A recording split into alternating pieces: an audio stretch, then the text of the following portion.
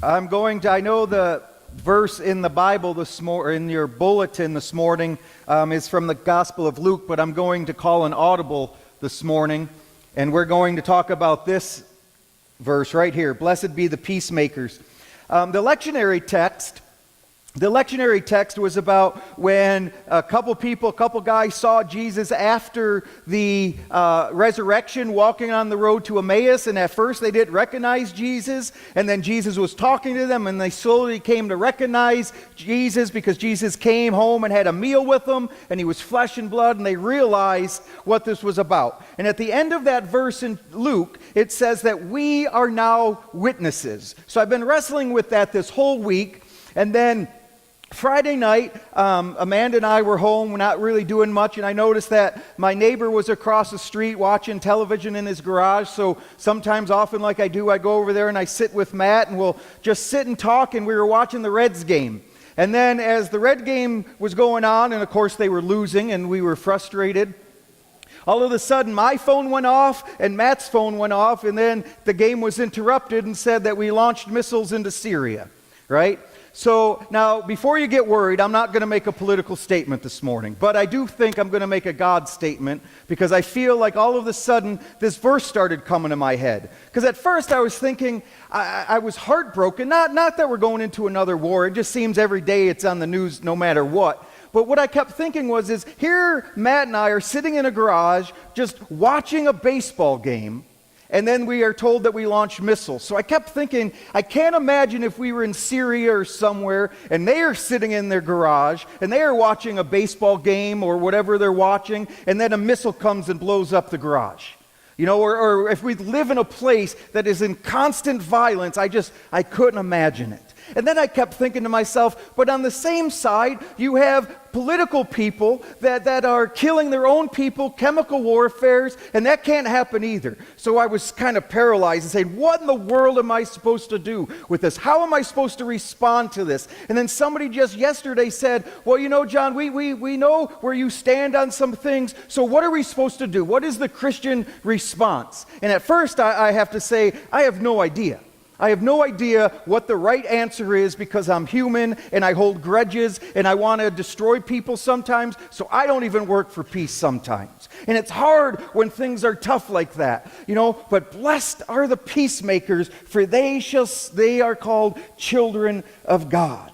So this morning I want to focus on that because I think regardless of what side we sit on politically or theologically, we are called to be children of God. We are called to be witnesses to this life. Just like Jesus told those people on the way to Emmaus, you are now witnesses. Pay attention and know that you embody God and people see God through you, so take it serious. Blessed are the peacemakers, for they shall be called children of God. And I think now more than ever, we need to respond somehow.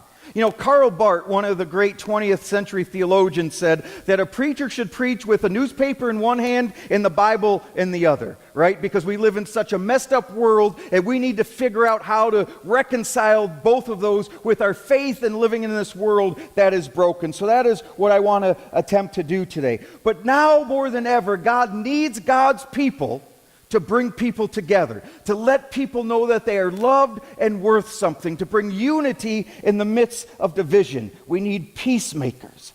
God's people, again, even when Jesus was on this hill talking on the Beatitudes, they did not want to hear Jesus say, be peacemakers and love each other. They wanted to hear Jesus say, I'm going to destroy the Roman Empire. I'm going to blow them up. I'm going to kill them. The people wanted Jesus to take action and say, get them out of here. But instead, Jesus says, that's not what I'm going to say. That's not what you're supposed to be about. Blessed are the peacemakers, for they are children of God. Talk it out, fix it, work on it together.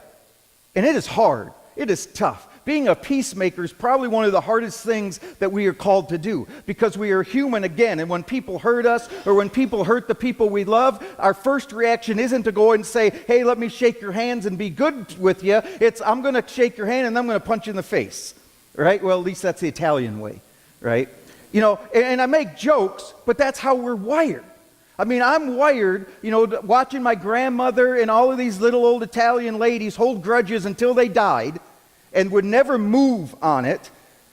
That's just how it was. So you hold grudges, you hurt, you're in pain, and you want somebody else to pay. But again, the lectionary says that we are witnesses. We have to realize that we now embody the living Christ, that this resurrection was no longer just this act of Christ. We now have God within us, and we are supposed to preach that and witness to that fact and show people. But again, it is hard. We don't want to forgive or forget. We just want people to be paid back. But God says, my way is not the world's way, and you are to be like God. This is tough. We come here and we say we're Christians, and we say that we live for God, but yet sometimes our actions don't parallel that. So God constantly has to remind me a lot, John, remember what you do for a living. My wife reminds me that often too. Usually God speaks through her, right?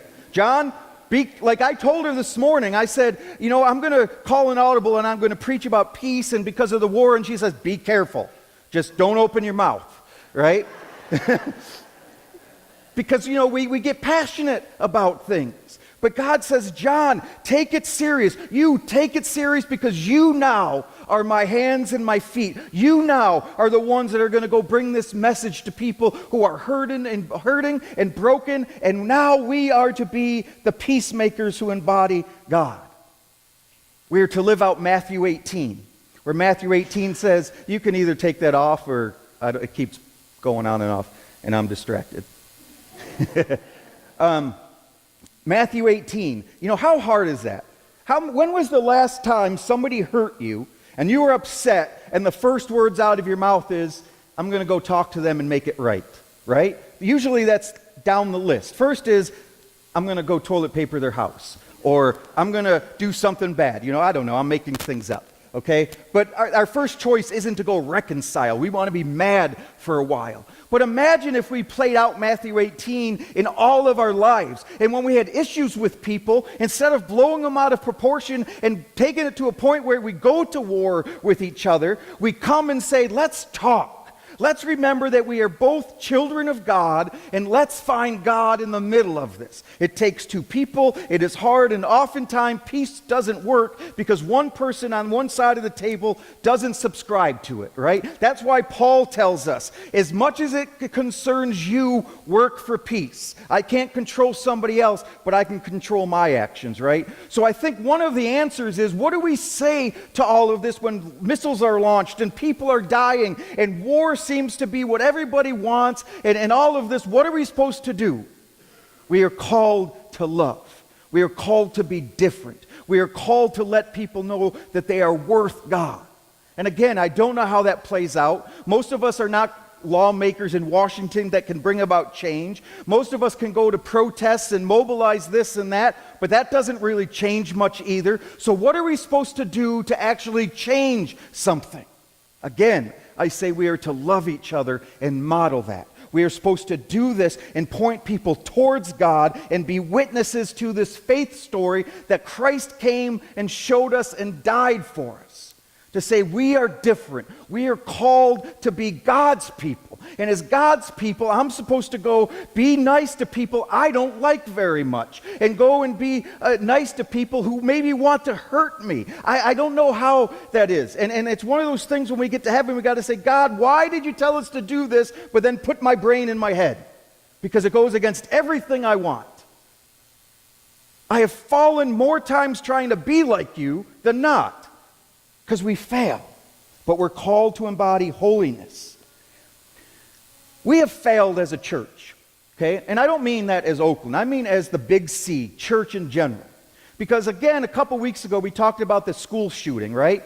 And I think one of the things we have failed to do as a church is let these little kids know that everybody is worth God, that life is sacred, that people are worth God, and that they have own problems. We don't know the stories behind all of their lives or why people do what they do. But instead, our kids, myself included, watch us judge, watch us condemn, watch us kill other people with our words all of the time. We have failed. I have failed as a Christian sometimes, as a father sometimes, because I failed to model that love. Instead of going out and making it right and being a peacemaker, it's a lot easier just to go to war. So we have to start letting people know, especially these kids, life is precious. People are sacred. And if we go back to the lectionary text, Jesus is telling them, you embody God, everybody embodies God, you are a witness to this. Everybody carries God with them. So we have to remember that. But instead, again, and I know some of you may not agree with this statement, but if I want to point a gun at somebody, if I want to hurt somebody with my words, I might as well be pointing a gun right at God, because that's exactly what I'm doing. I might as well tell God exactly what I told that person I didn't like, because again, we all embody God, and that is who we are talking to. Life is holy. Life is holy. And I know I sound like a hippie sometimes, and I'm not a hippie, right? But I know I talk about love a lot, love, love, love, love, love. But you know what? You're going to hear that until I die. Okay? And I'm probably preaching more about love, so I try to convince myself to love people, right? But love and peace. It's not just this hippie ideal of, a pie in the sky. We can actually do this. We can do it if we want to. How we treat people matters. I don't care who you are, whether you agree or disagree with their lifestyles or what they do, people matter. They matter to God and they matter to us. How people see us respond to situation matters, because they look. Am I modeling God to them with my actions and my words? Am I bringing peace into situations that need peace, or am I adding to the fight? This past week I was asked to do a funeral Wednesday for a lady in the community. Her name was Susie. And I was under instructions. The instructions were, John, they need a preacher, but they don't want you to be religious, right? So I was like, well, why do they want a preacher? But they had a bad experience with a preacher in the past, and they didn't want this over-religious hell and brimstone, which I don't do anyways. But anyway, so I did not mention God or Scripture or anything, right? But something hit me. As I'm thinking about this lady's life, and I'm reading things people have written. This lady who didn't have a religious part, didn't go to church, she lived her life to make other people smile.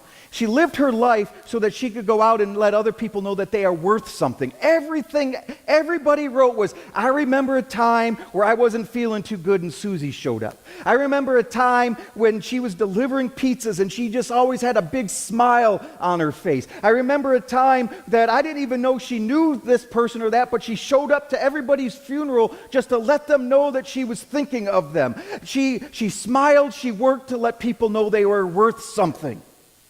So at the end of this funeral, I told him, I said, I find it kind of funny that I was asked to do a non-religious service here because she was more of a Christian than most Christians I know. That's a harsh judgment to make, but in my head, it's 100% correct, including myself. She modeled the life of peace. She modeled a life of bringing people together, regardless of where they're from or who they are, just to say that we are to love each other, smile to each other, and let people know they matter. Because when we don't think we matter, it hurts. And when people don't matter to us, it makes it easy to do something. One of my professors in graduate school, we were talking about peace, and the way he said it was great, because he says, once we put somebody outside the circle of God, it becomes a lot easier to kill that person. Do you understand that? So when we discredit somebody of not being of faith or not being of God, it's a lot easier for me to do whatever I want to them because they're outside that circle. God's telling us that circle is big. And there's people in that circle that you don't like and you don't agree with, but they're still in the circle. When I get to heaven, there's going to be people up there that I'm going to say, wow, you're here? And then they're going to look at me and go, am I in hell? Like, you're here. You shouldn't be here, John, right? But I know I'm in the circle of God. And if I'm in the circle of God and I am loved and I am worth something, everybody else is worth something. You can take that to the bank. We are to be peacemakers. We are to make a difference in our own lives. So something as simple as collecting blankets for refugees is working for peace, because they are letting people know that there are people here that are thinking about them and want to make a difference. Doing the backpacks is a peacemaking act. When we do all of these things to help people, when you send a card to somebody who is sick, or you pick up the phone, or whatever you do, and you let somebody know they matter, we are working for peace. And when people think they matter and they are loved, we can change the world about that. That is how we change the world. Two thoughts. I was thinking about the school shootings, and this one thought came about a story I read that said this kid had a gun in his backpack, and he wasn't sure if he was going to kill himself or take some other people at the school with him. And all day during school, he had this gun in his backpack, and he was wrestling with what he was supposed to do. And then because the kids made fun of him, they didn't think he was worth anything. He was always, on the outside of things, and he was angry and he was hurt and he didn't think he mattered. And then he was walking out at the end of the school day, still thinking about what to do, like last period, I think the story said. And some of these kids came up to him and knocked his backpack right out of his hands, and his books and everything fell over. I mean, this is what the kid constantly put up with, bullying and all of that. Well, all of a sudden, one other kid who's never talked to him before knelt down and helped the kid put his books back in the backpack and just looked at him and said, "I'm sorry they did that to you. Let me help." Well, the kid ended up saying, and I don't know how it was found out, but when the story was found out, or they found the gun, the kid said, "Yes, I had these moments, but that one person let me know I mattered. That one person saw me." That's a big deal. That is how we work for peace. That is how we change the world, because we let people who matter and know that. And I know I've shared this story before, but it's one of those stories that sticks with you, that I can picture it just like it was yesterday, even though it had to be over 15 years ago. I don't even remember. But when we went to LA, if you remember the story, and I had to go to Skid Row where everybody was homeless and dirty and begging and drugs and all of this. And I remember I was so out of my comfort zone, I didn't know what to do. And I saw that couple sitting on the curb, and he was just kind of holding his head low, and they wouldn't make eye contact. And I didn't want to go over there and do it, but something said, "Just go do it." So I reached out my hand and I shook the guy's hand, and he started crying. And now all of you know how comfortable I am with tears, right? So I'm like, "Oh, great, okay." But what he said to me really affected me, because he says, he looked at me, and just by shaking his hand, he said, "I can't tell you the last time another human being reached out to touch me. I'm ignored and I'm not seen. It didn't take anything for me just to reach out my hand, even though I was afraid and nervous." That is how we work for peace. And I'm not saying pat me on the back, because I do the opposite of that more times than I do that, okay? But at that moment, that person realized they mattered. They mattered. And it didn't matter where he came from. It didn't matter my story, their story. It doesn't matter if I was Republican or he was Democrat or whatever that was. At that moment, it was a human condition. It was a human thing that says we are all God's people. We are all called to be peacemakers. But again, it's hard. But this is what our response is. God doesn't pull any punches. God doesn't say, "Well, just do it half of the way. Just do whatever." No, God says, "You will do this. This is what you are called to do. And if you don't do it, you're going to do some harm to the kingdom." So the kingdom of God isn't built in a day, obviously. It's built brick by brick of us working together, bringing those bricks together to build this kingdom that looks different than the world. That is what we are called to do, be peacemakers. So I don't know what to do with this sermon. I don't know how to end it, because there's really no answer. The only answer is for us to work for peace. So I want to leave you just with a question this morning, and something for you to think about during this week. How or when have you worked for peace? Do you work for peace? Are there people in your lives that you need to let know matter? Are there people that you work with that you may disagree passionately about, but you can still see God in each other? How are you working for peace? That is the question we are left with. That is what God demands from us. Will we work for peace and be called children of God. So let us pray.